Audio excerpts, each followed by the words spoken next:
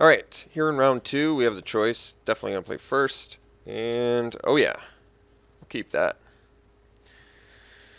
Got the got the important color, early threat, and some other good stuff. So this hand seems pretty relevant.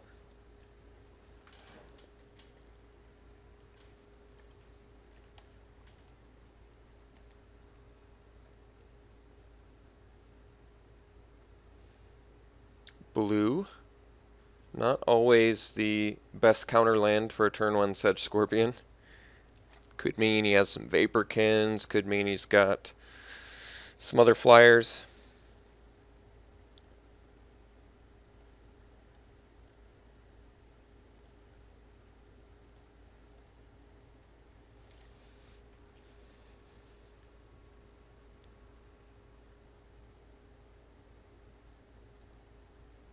Turn Phalanx.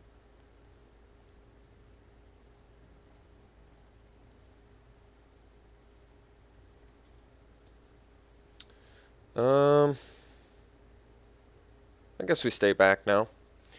I'm willing to trade a Scorpion for a Phalanx.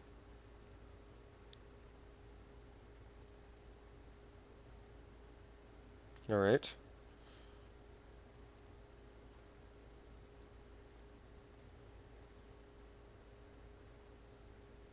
Oh. That's kind of convenient. Alright, let's drop the Warden this turn. And, I think we actually can swing at the Scorpion. This is actually okay now. If he wants to trade it for the Phalanx, that's fine. Otherwise, we've got Leaf Crown Dryad follow-up the next turn, so perhaps I could have attacked with Scorpion last turn as well.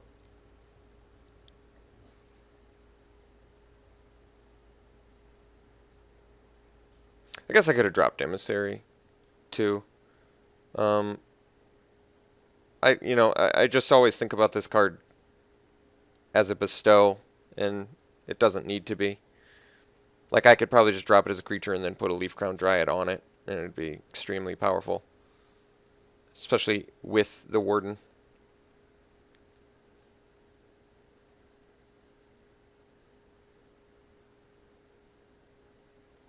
Alright.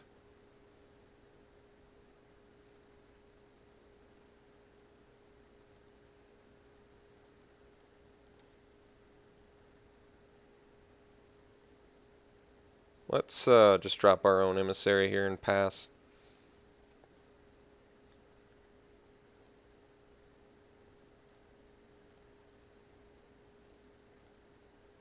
I'm going to tap down his Phalanx.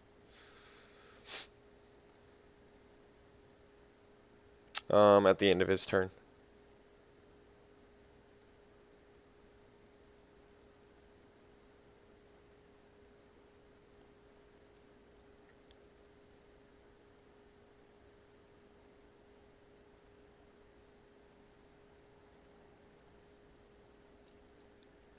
Labyrinth Champ. Seems like something I'd want to play. Let's bestow our guy. And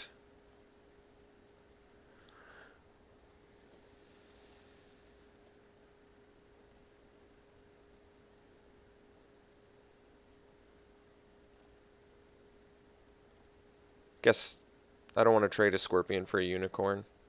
Maybe he doesn't either. But let's do it.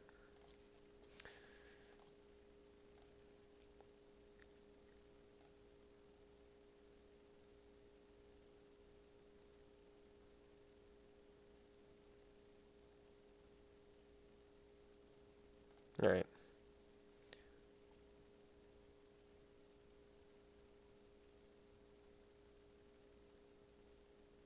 Okay. I guess I'm a wee bit surprised he didn't kill my Warden. That is kind of surprising.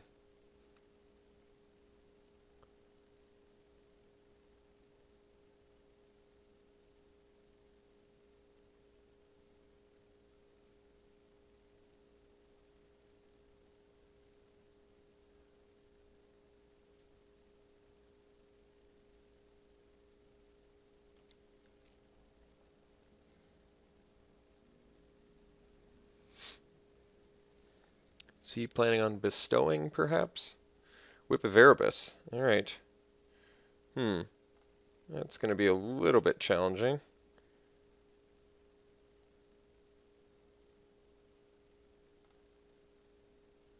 Let's just tap down the Phalanx again. The reason I'm tapping down the Phalanx instead of the Emissary is he could respond by discarding a creature card and then it won't get tapped down.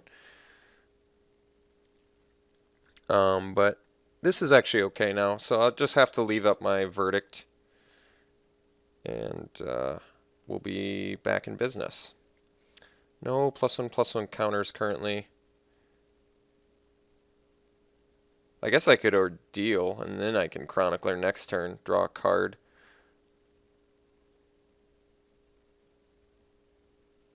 That's probably okay. Let's do that. I mean, he's got the lifelink going on. I could have Divine Verdicted coming up, but I think this is actually okay. We'll get our guy bigger, hopefully net a card next turn. Still be able to tap a guy down.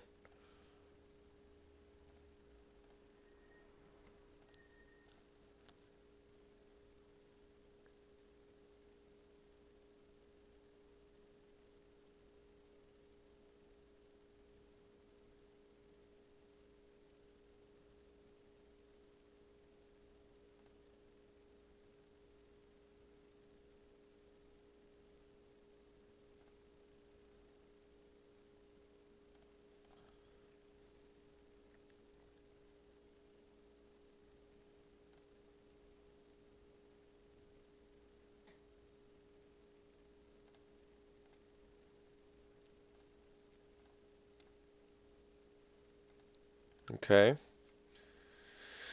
Well, that's interesting too. Alright, this turn let's just swing. See what happens.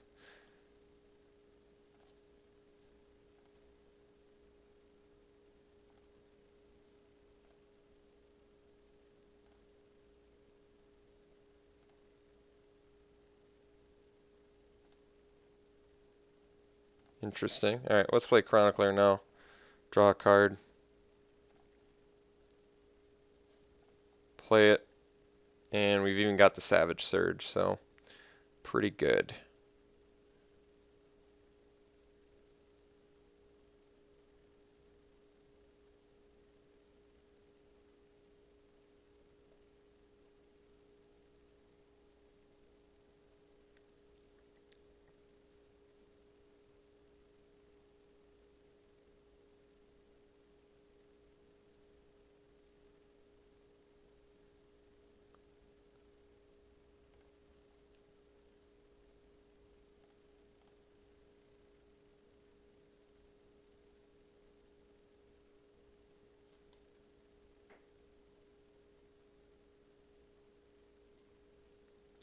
Alright, looks like we took the game. So, Whip of Erebus, big deal.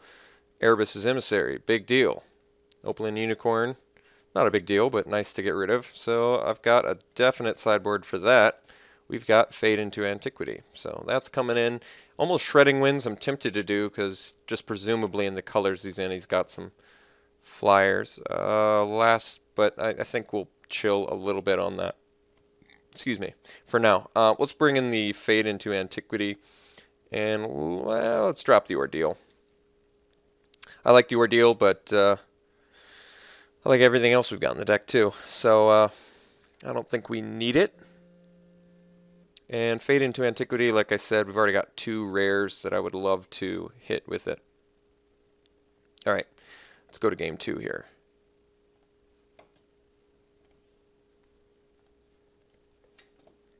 Presumably playing first, yes.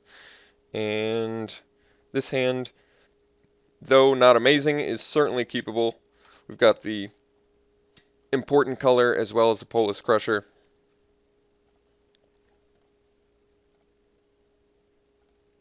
Which we should be able to play eventually. No return Phalanx. Alright, looks like a turn 4 Polis Crusher is on the horizon. Unfortunately, Feral Invocation doesn't do so much against it.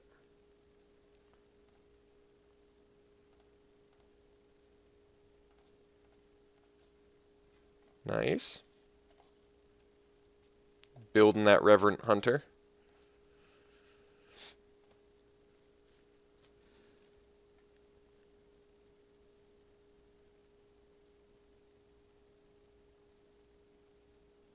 Alright, so he does have the flyers, which means if we lose, Shredding Wind will come in.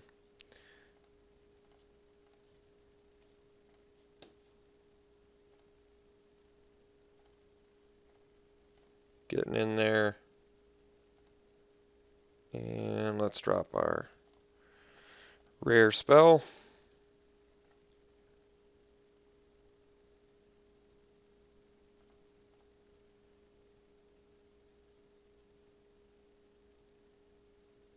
He's in the color that with the lash ability, so he's got an answer for it. Or, I mean, potentially has an answer for it, I should say.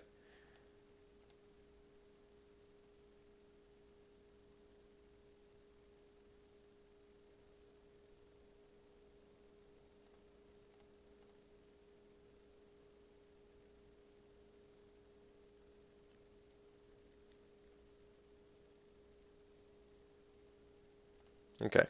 Nimbus Naiad is tolerable. Burnished Heart would be nice. Reverent Hunter, currently what, a 4/4? Yeah, that's big enough for me. So let's get in there with Polis Crusher. Hopefully he's leaving up Farika's Cure and just hoping to take us out with that. Nope. Okay. So plan is Reverent Hunter. We're going to get a 4/4 out there. Should have attacked with Scorpion too. I'm not sure why I didn't.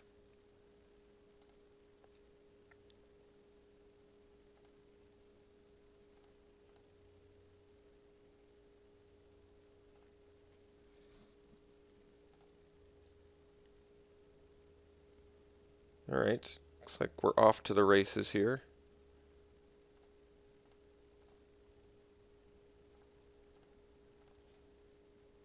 Ooh. That's motivating me to get some lands.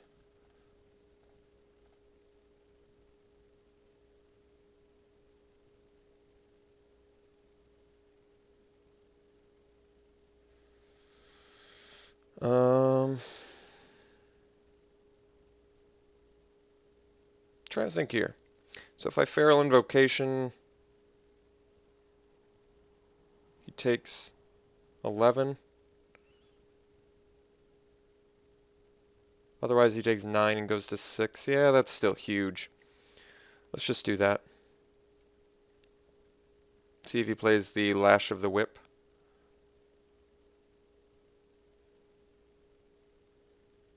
Griptide, yikes. That's kind of a big deal.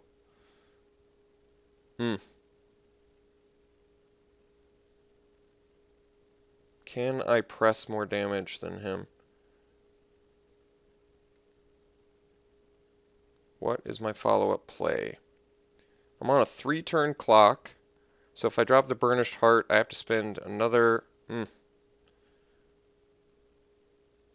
do need that Nessian Asp, though, don't I? I'm trying to think how realistically I can race here.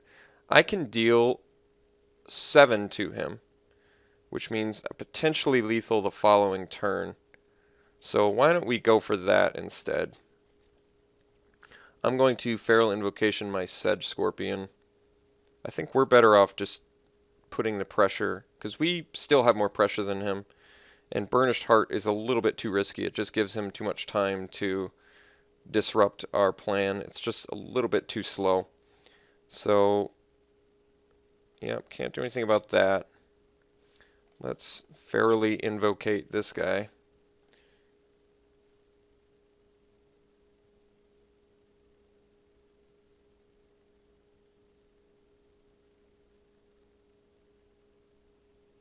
Well, I absolutely was not expecting that, so pretty much a blowout. does appear that he's likely to win this one. I need a land so I can play the Asp, and the card on top of my deck is certainly not a land. So it does appear that he's successfully beat us down with the right spells this game, unfortunately. This guy likely has the 8 Griptides that we saw in the draft, which does not bode well for what our deck's trying to do. Yeah, this appears to be pretty challenging. I'm trying to think of the best way I can do this. I'm going to have to... Yeah, I don't know yet. I don't know how I'm exactly going to pull this one out. He could just play another flyer and then...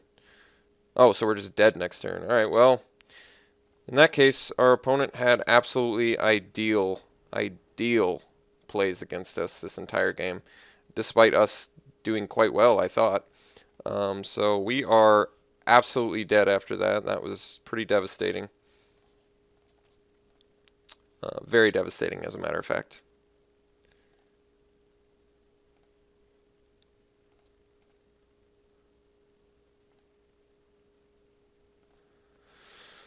Alright, blown out by some flyers. Let's try game 3. So shredding wins, 100% coming in.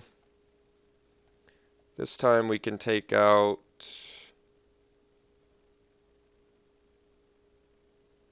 I don't know. Maybe I want the Stephenson Griffin, but no, that, well, I mean, kind of blocks Prescient Chimera, but only if I have the mana for it. Seems a bit slow. But let's take out Sedge Scorpion. I'm less impressed with him now that we know he's got flyers. I do see some logic in bringing in the Griffin, since if I have the mana, I can pump and block the dude. But we've got some reach guys too.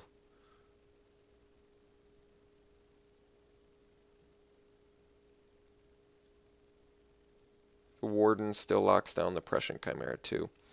I could cut the Battle Master for the Griffin. Why don't we try that? Let's just get a little more air protection, just because I feel like our long game is so good anyway with the threats that we have. So let's just try and turn off the spells that we know he's got. Alright, let's try it again. Yes. This hand's actually fine because of the Nylea's presence.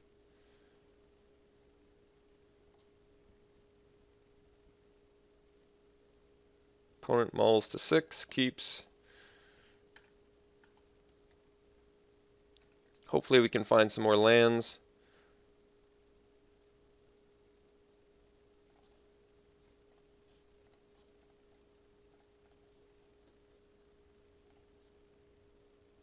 Alright, not so far.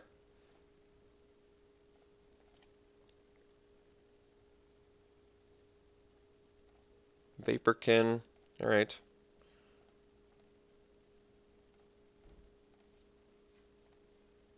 Three mana. Let's drop a Leaf Crown.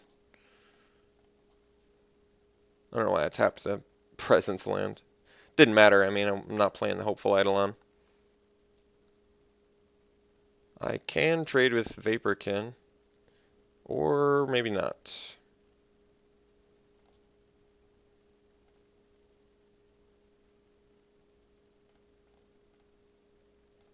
So let's see if we get the land. This is a pretty important turn to get a land.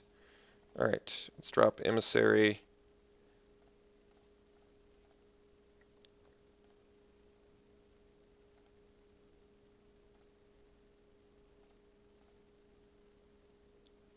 And next turn we should be able to bestow, and even if he has Voyage's End, certainly not the end of the world. We'll still get our 1/1 lifelinker.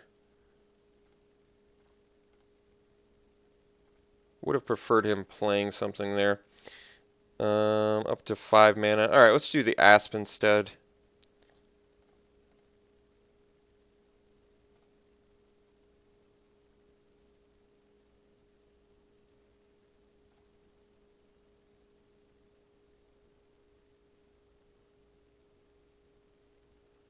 Yep, absolutely no problem there. That's much better for us, I would say.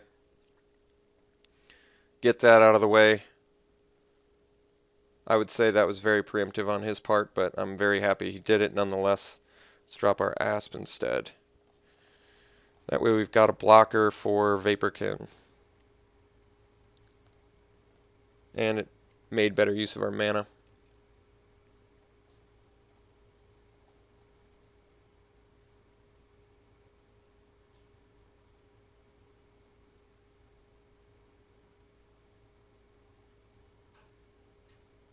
Alright, Voyage is in. He's going to keep doing it, but he'll run out of them eventually, I imagine. I hope.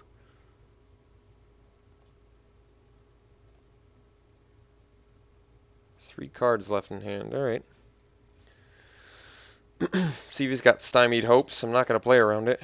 Well, don't have to worry about it, so that's good.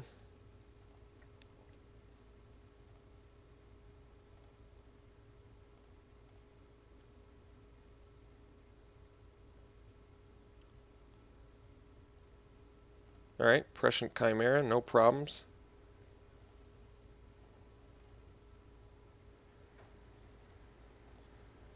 Wow, Polis Crusher's good, Emissary's good. Let's drop the big man here. I think that's our best play. We'll get a Hopeful Eidolon on that guy and ideally take the game over.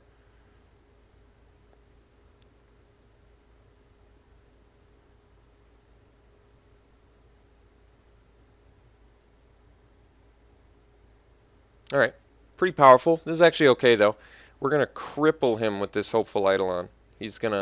This Hopeful Eidolon is going to be a complete game flipper. It's actually exactly what we need against our opponent here to really make him deal with this threat. Because he's just going for the race. His plan is just disruption and race. So this Hopeful Eidolon just is going to just crush his plan.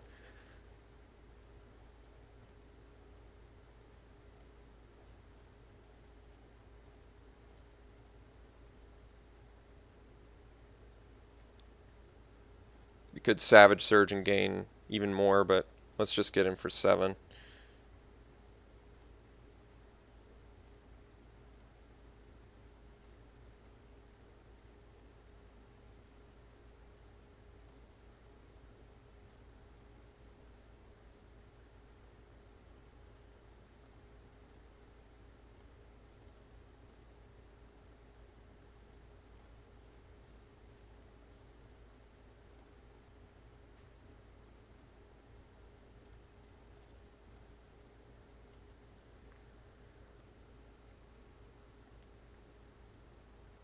Alright, super annoying, but can't do anything about it. We still get the follow-up Nessie and Asp play, so we're actually okay.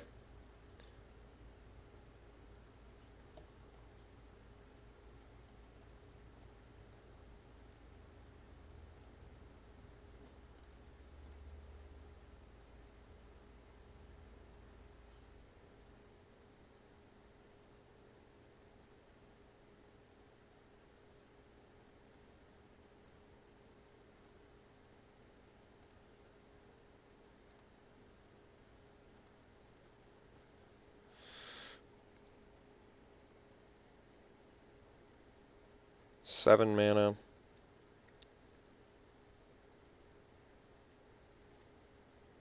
We're going to get in with the Asp.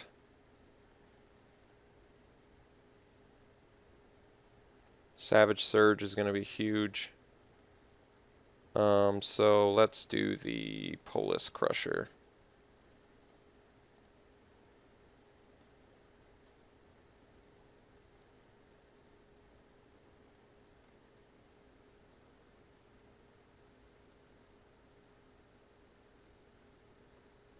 Hopefully we've taxed his Voyages in Griptides enough.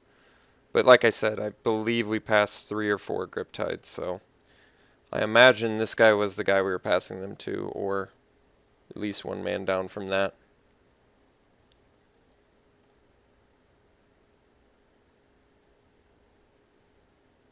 See if he plays around the Savage Surge.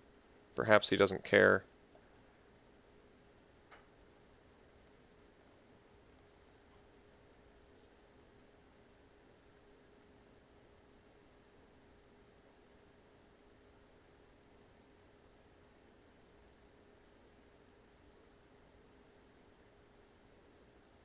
No, just opponent's too lucky. I really can't do anything about that. Just too lucky. Wow. I mean, I knew we passed a lot of grip tides, but geez, I really wasn't, I guess, expecting him to get 3 of them in the top 16 cards of his deck. Seems a little bit outrageous, but alright. Let's get in with the Crusher.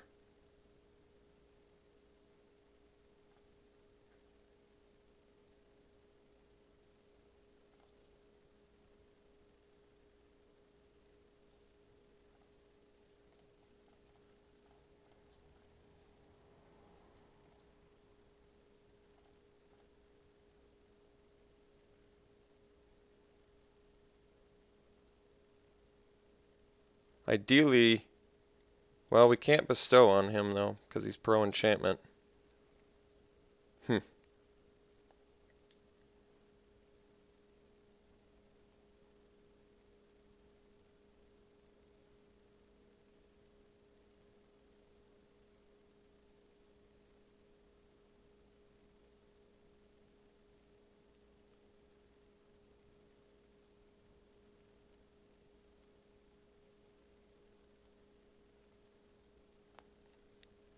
Alright.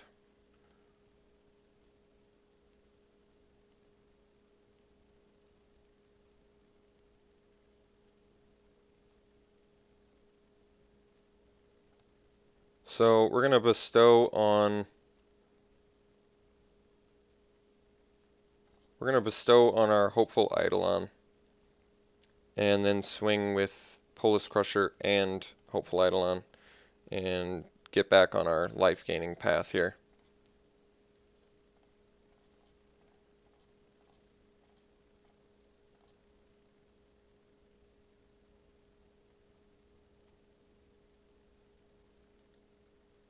I mean, what happens if I swing with everything? That is the question. He needs to block just one. No, he needs to block 2 of them then, because they are lethal.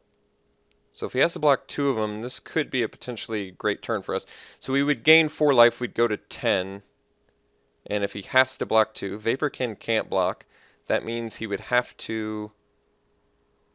We're going to go to 10, so the fact that he has to block this turn does mean that he doesn't have lethal on the backswing, because we'll be at 10, and the Flyers are currently just 9.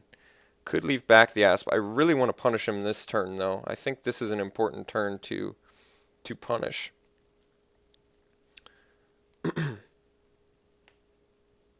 He can't block with Vaporkin, is the important part. He could double block the Asp with Scholar and Chimera, and then chump Crusher or that, and he would only take 4. Let's just swing with Eidolon and Crusher then. Oh, wait. I see. I could have forced much worse blocks then.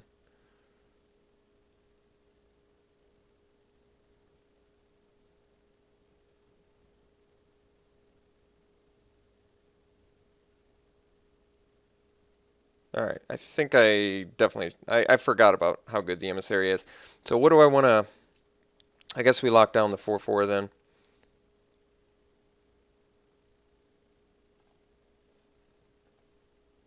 Alright, so should have attacked with the Asp too.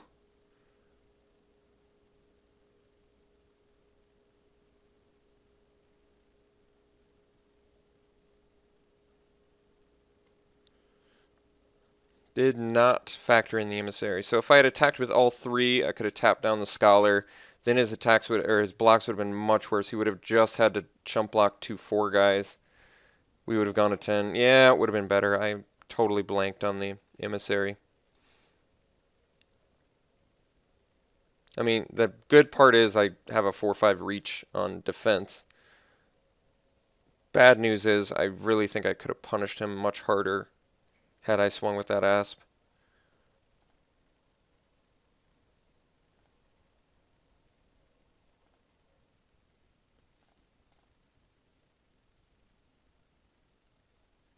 Kind of surprised he didn't double block, I guess. I guess I was sort of expecting that.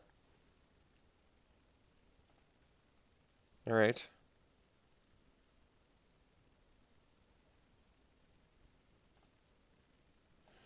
All right. I think we're okay now. So now I can legitimately swing with everything, I think, and be better with the monstrosity and everything. All right. So here's what we do. Swing with everything.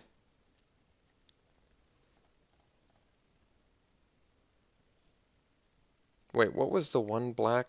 Oh, no, he didn't have one black mana spell. Okay. So we're going to tap down the Baleful Eidolon. And then he does not have a good block.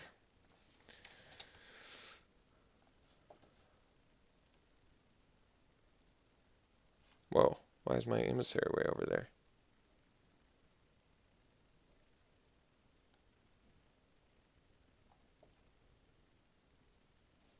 That's the weirdest damn thing I've ever seen. Why is that over there?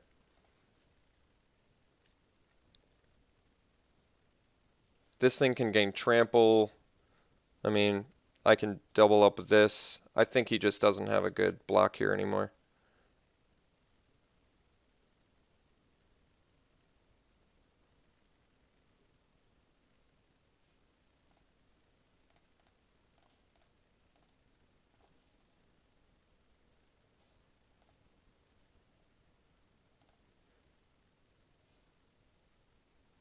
Alright, sweet. Got that. That was a challenging match, too. But we got there. Triple Griptide. Pretty unreal. Definitely frustrating to go up against. Double Voyages in as well. This guy had a very phenomenal just tempo plan. Alright, I'll see you in the last round.